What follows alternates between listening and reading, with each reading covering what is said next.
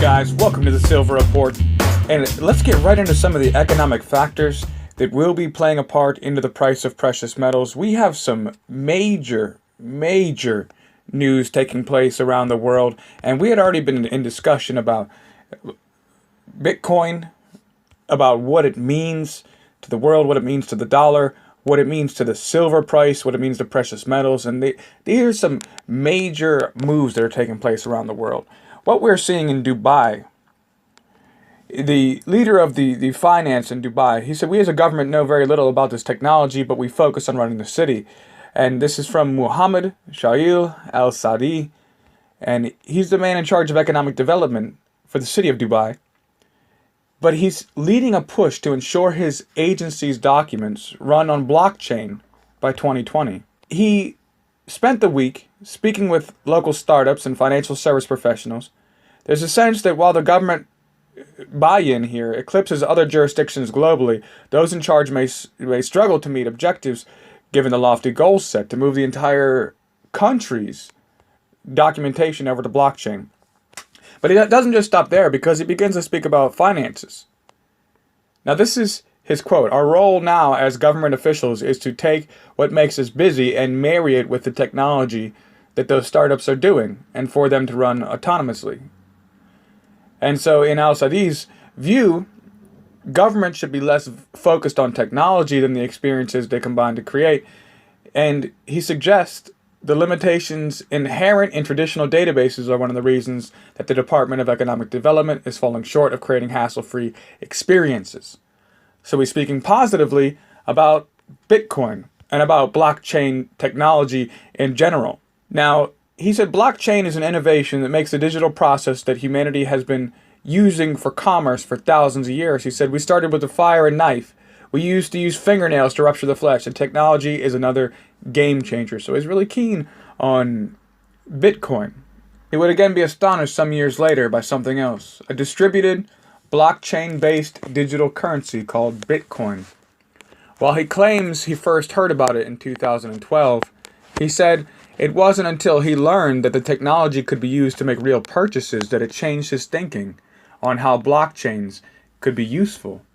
He said, "One of my friends bought a car from the US with Bitcoin." "What is this Bitcoin?" He said, "He buys everything from the US with Bitcoin." I said, "I must speak with him," Al-Sadi said. While that follow-up conversation never happened, Al-Sadi said that he since bought a small amount of Bitcoin and used a local ATM. Still, he suggested he views Bitcoin with some skepticism. You can't break it right now because human beings haven't created the capability with the computation increments on a yearly basis. Nobody knows what could happen, he said. What we see with Bitcoin, it's really speculator-based. It is very similar to a fiat system, but it's only speculator-based. The more people that are buying into it, the more people that have a demand for it, it increases.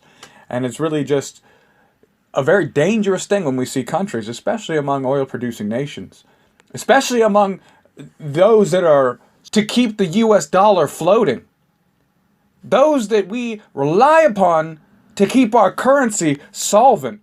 We departed from the gold standard a long time ago, and what we've adopted is the petrodollar.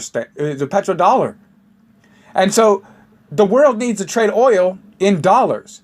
Thus, there has been mass amounts of dollars circulated around the world. Countries need to buy US dollars. They trade tangible goods like oil, food, tires, you name it. They give it to the United States. We give them dollar bills.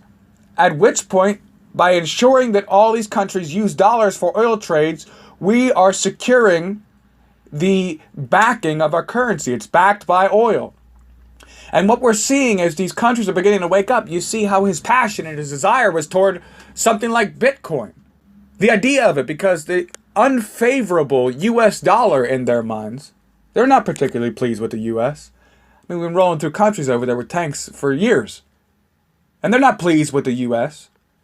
So these are providing viable options to avoid the US dollar, which means those reserves, they come home. And when those dollars come home, your dollars become worth less. Your pie got a little bit smaller, and your purchasing power is decreasing, and there's as many volumes of reserve currency outside of the U.S. as there is within the U.S. And what we're going to experience very quickly is hyperinflation as they begin to select these more viable alternatives. And the collapse of the U.S. dollar will automatically raise the price of gold and silver. People talk about Bitcoin, about what it could mean. And no, in the event of the crashing of the U.S. dollar, if it is controlled, if it is genuine, it will be made illegal in the United States, and you will lose your money. If it is controlled, and if it is a plan of the elite, then it will be allowed to continue until it crashes the U.S. dollar, at which point tangible wealth that you could hold in your hand like gold and silver will be supreme, and the price will be astronomical. All right, thank you guys for joining me here on the Silver Report. If you like the content, be sure to subscribe, something to keep your finger on. And if there's anything you guys want to get a hold of me about, you can hit me up at constitutionalcoin74@gmail.com. Also, remember the contest. We're giving away 4 ounces of silver right now. So check out that video. It's just a 4-ounce silver giveaway in the channel if you want to be a partaker of that. But as always, stay safe.